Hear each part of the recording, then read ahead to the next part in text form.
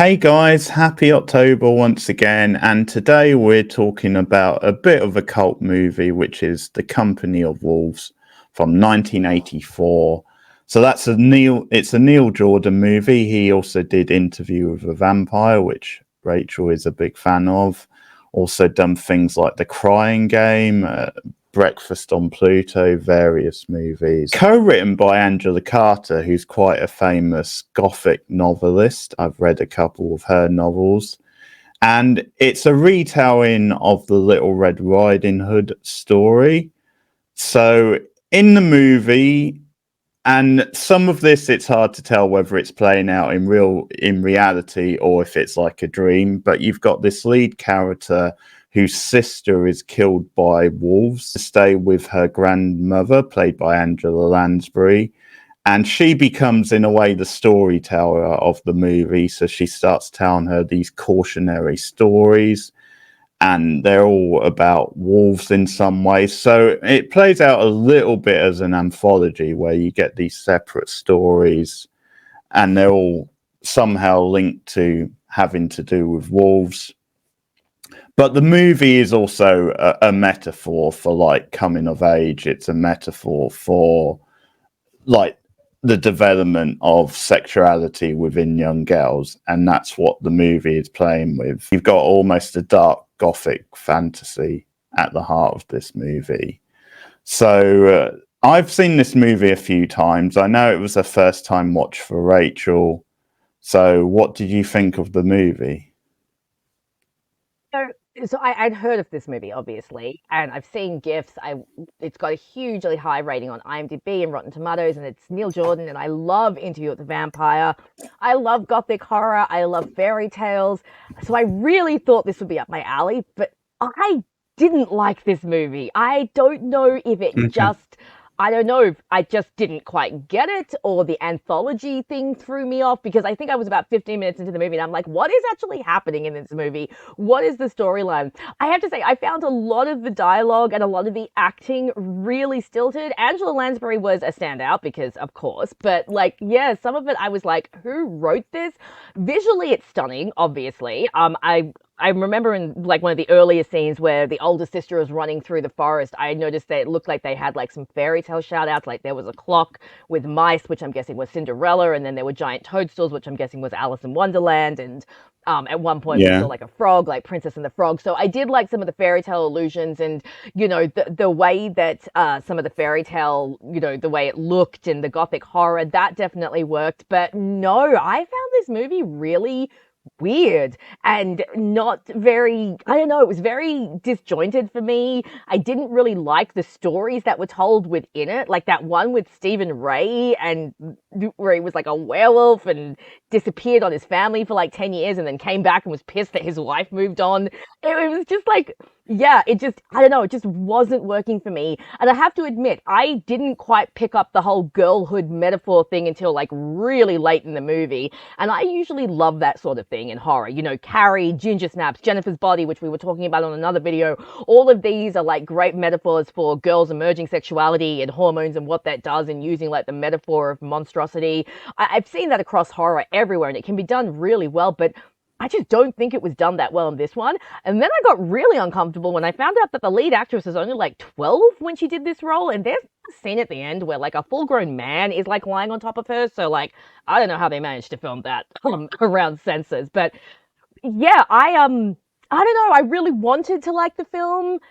I just didn't. Maybe I need to rewatch it, maybe read into it a bit more, like try and figure out more like the fairy tale aspect and stuff, but it just wasn't working for me, and I was really quite disappointed because I was actually really looking forward to this. It's everything about it seems right up my alley, but no, it just wasn't working for me.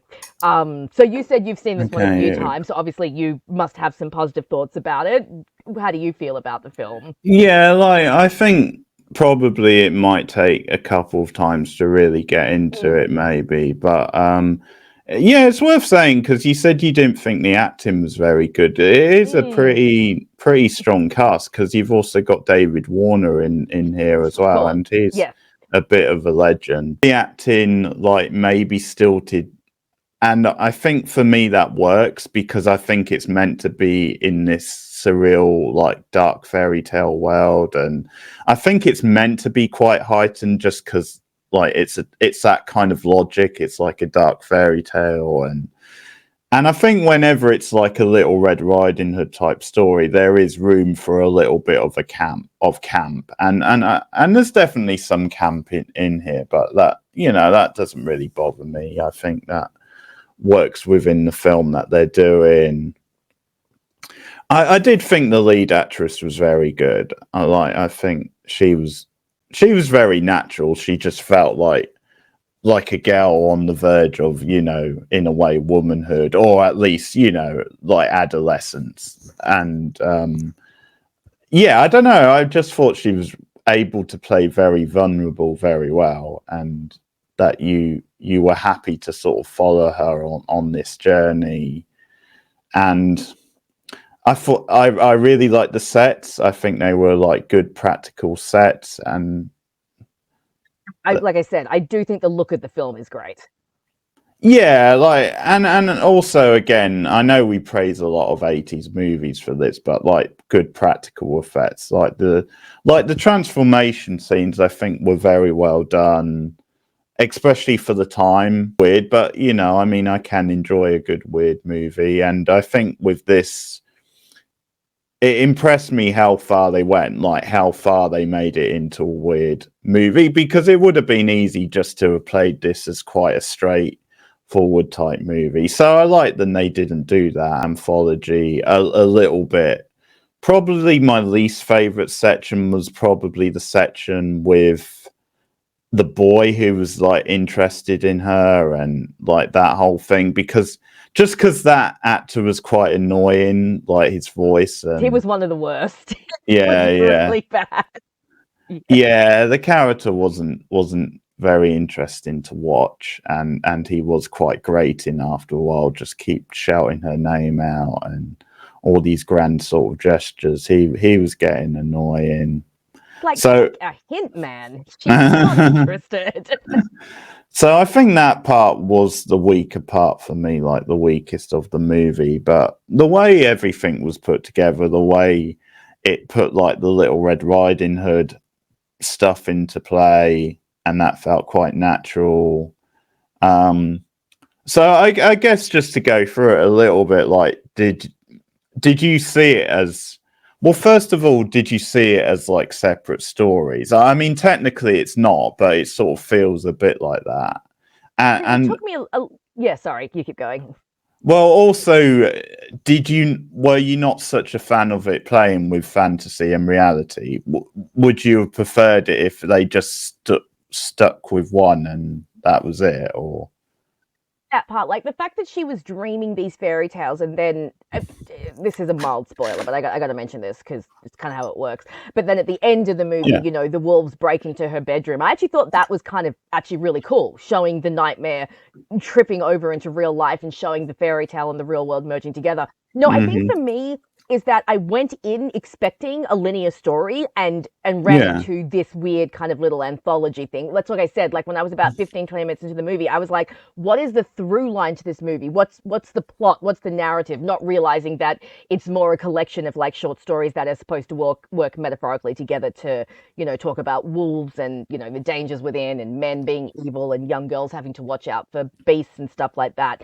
I mean, that was all fine. I think it was just more, I think one, my expectation was off. Like I said, I went in expecting a linear storyline, so that threw me. Two, like I said, I don't think, I think the stories within the story didn't work that well. Like for me, they Hmm. didn't flow that well. It's like we had to kind of stop the narrative, pause, tell a story, and then keep going. And like I said, the stories themselves, the first one with the werewolf guy, I mean, that one was weird. And that was the most awkward wedding night I've ever seen, man. Like, I'm just watching these two and I'm like, this is so not sexy. And oh, hello, now we have full frontal Stephen Ray. Lovely. I mean, shadows, but not what I was expecting. Then there was the story about the devil and like making the the pact with the boy. Apparently he decided to go to the devil to get chest hair. I don't know. And then the final one about the she-wolf coming in at night, I think that was the only one for me that kind of really worked, because by that point we're obviously talking about, the younger girl, projecting, her wanting to grow up and become the she-wolf Well, and stuff. But yeah, it was more that I felt like on the first watch anyway, it felt disjointed to me. Like I said, maybe if I go back and rewatch it now, knowing what to expect and knowing what to look for, it might be better. Because, like I said, the positives that I think in this movie were, like I said, visually, yes, beautiful. And you come to expect that from Neil Jordan. I mean, you just look at Interview with the Vampire, which is just like a visual feast. That translates very well. And I think that they really get the small, like little fairy tale feel, the woods and the little cottages and the young girl, like all of that, very fairy tale staples. I thought the score was done very yeah, well.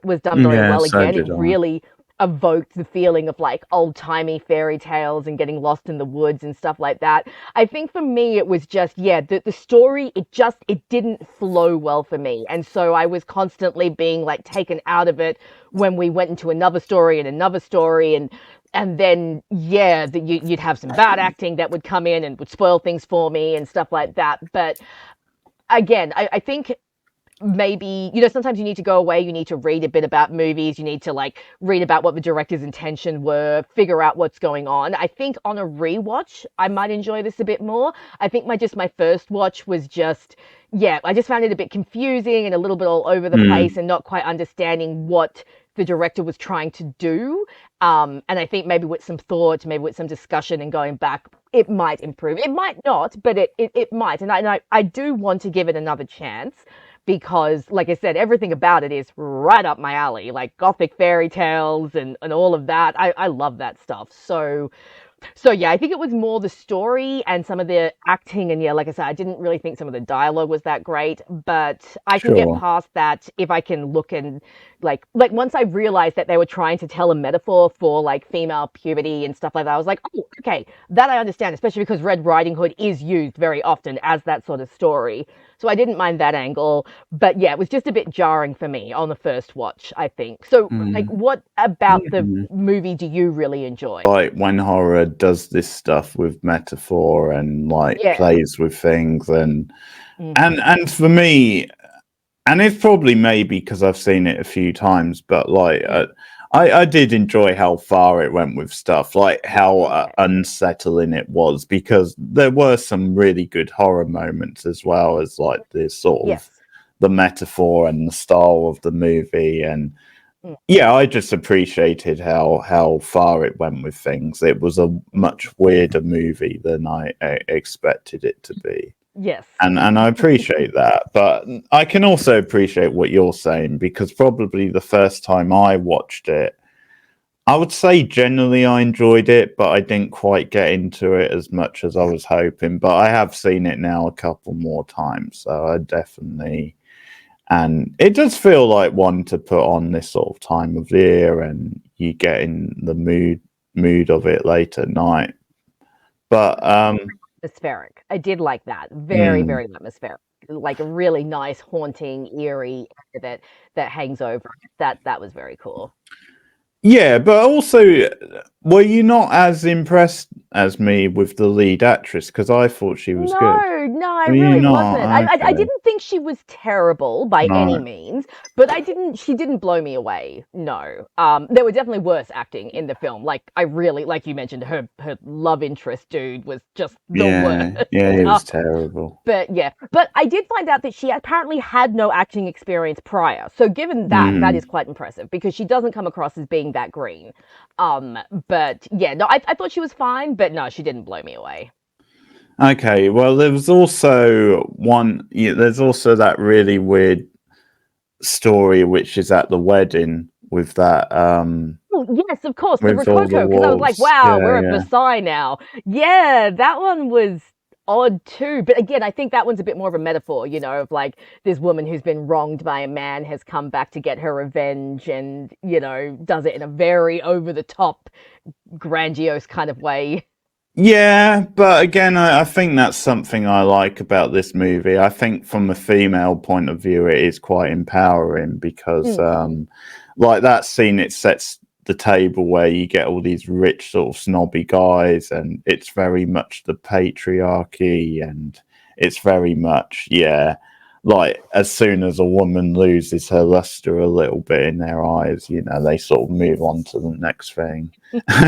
And she's able to turn the tables, and yeah, it's quite an entertaining scene. It's quite an unnerving scene again, with the wolves just attacking all of them. And I do love that old lady who's just like eating while everything's happening. She's just like stuffing her face and completely nonchalant with everything that's going on.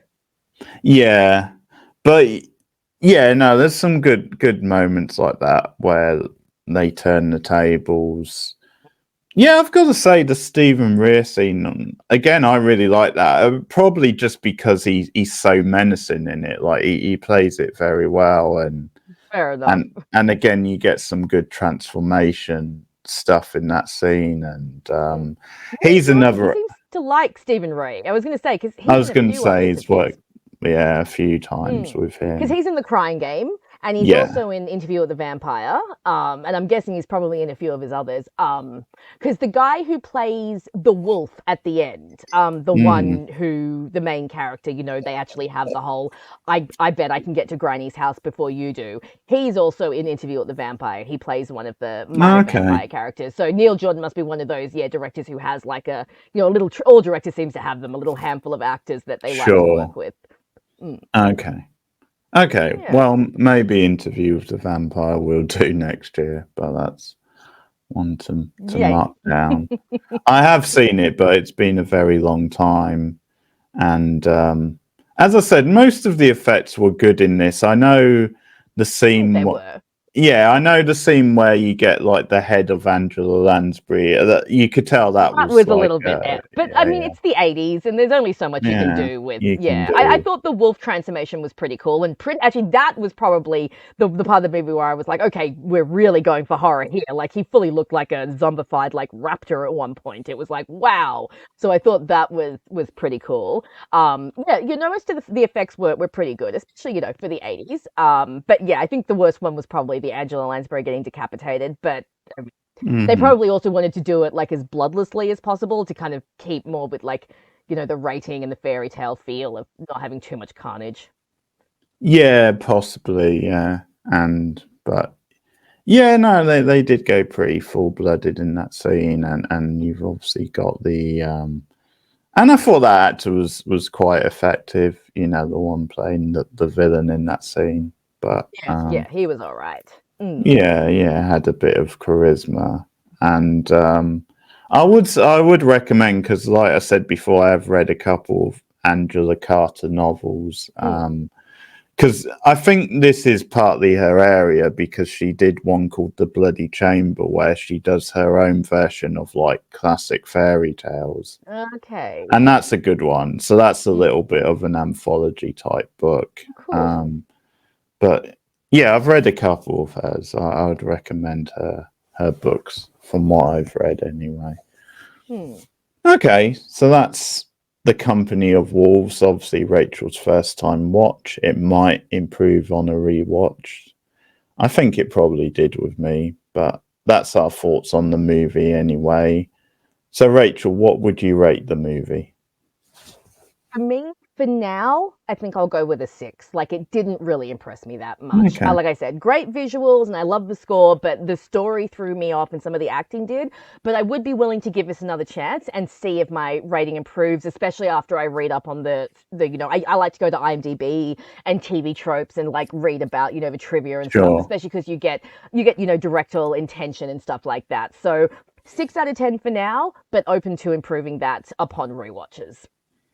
Yeah, well, okay. As I said, the acting didn't really bother me. There's probably one or two with some of the supporting roles, but the main roles, I thought the acting was pretty strong. But yeah, I've seen it a few times, and it impresses me quite a lot. So I'll go 8 out of 10.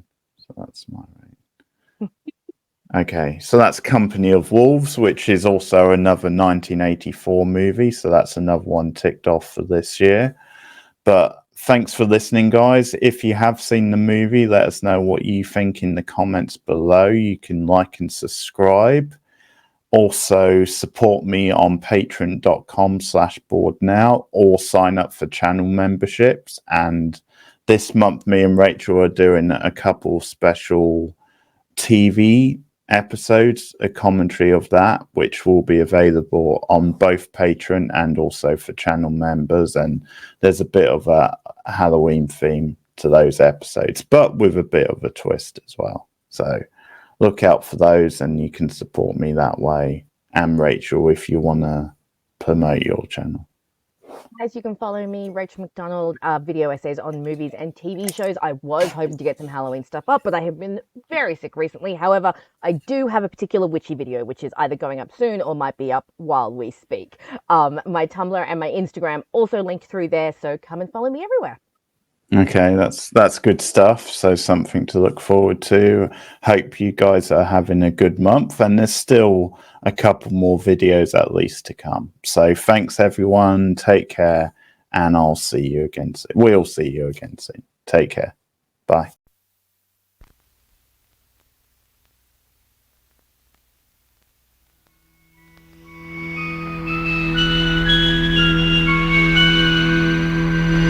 A young girl feels her soul awaken to the call of emotions she cannot name. This is the Twilight World, where half-forgotten memories of childhood lead into a fantastic realm. Was it a wolf or a man you killed? When I killed it, it was a wolf. It turned into a man. Here, dreams become reality, and our darkest fantasies come true. The worst kind of wolves are hairy on the inside, and when they bite you, they drag you with them to hell. Whoa! Where's my daughter? Where did you come with my daughter? She ran away! No! They say the Prince of Darkness is a gentleman. Gentlemen always keep their promises. What have you done with my granddaughter? Nothing she didn't want.